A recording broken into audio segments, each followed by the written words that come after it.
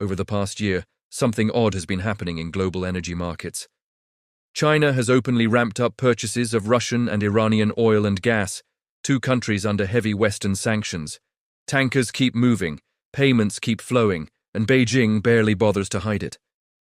At the same time, the US has imposed stringent secondary sanctions on India for buying Russian oil. So here's the question.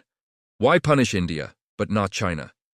Today we're going to break down why Donald Trump is willing to pressure allies, but consistently avoids crossing Beijing, and why this has less to do with ideology and more to do with leverage, inflation, and hard economic constraints. Let's start with the contradiction.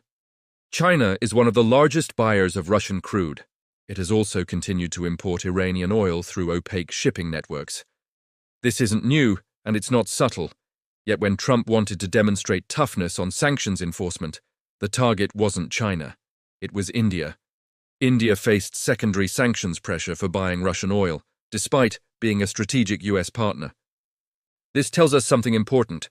US sanctions policy is not about who breaks the rules, it's about who can absorb the pressure.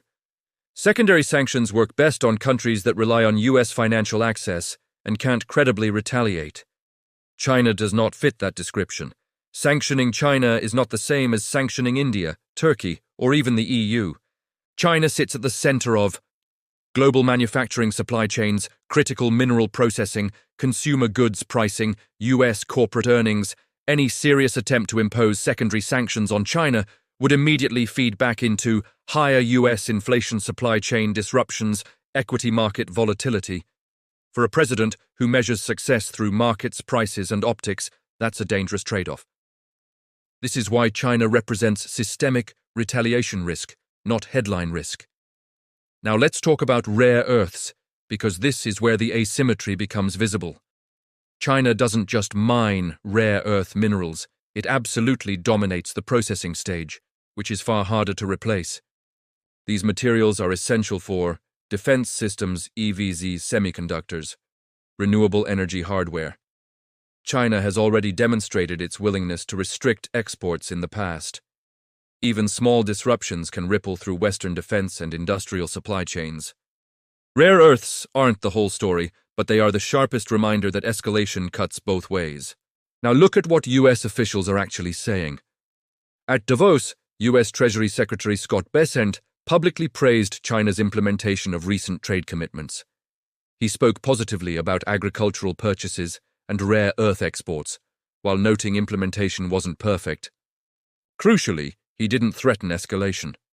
US Trade Representative Jamieson Greer signaled interest in restarting talks focused on trade in goods and services, agriculture, energy, consumer sectors, not export controls, not sanctions, not financial decoupling.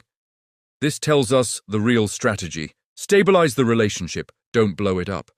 China, for its part, is playing this carefully. When Trump escalated tensions with Europe over Greenland, Beijing stayed almost completely silent.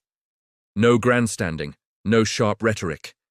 Instead, Chinese officials framed it as a bilateral issue between the US and Europe, while quietly expanding economic ties with countries looking to hedge against volatile US policy.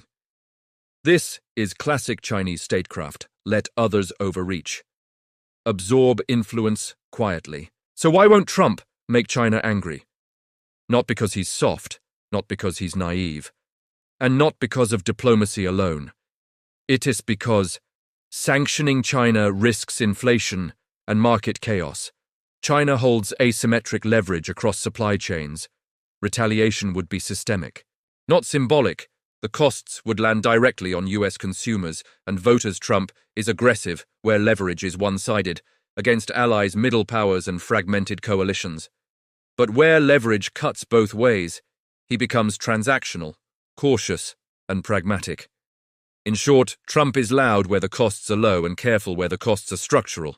And that's why, despite all the rhetoric, China remains the red line he won't cross.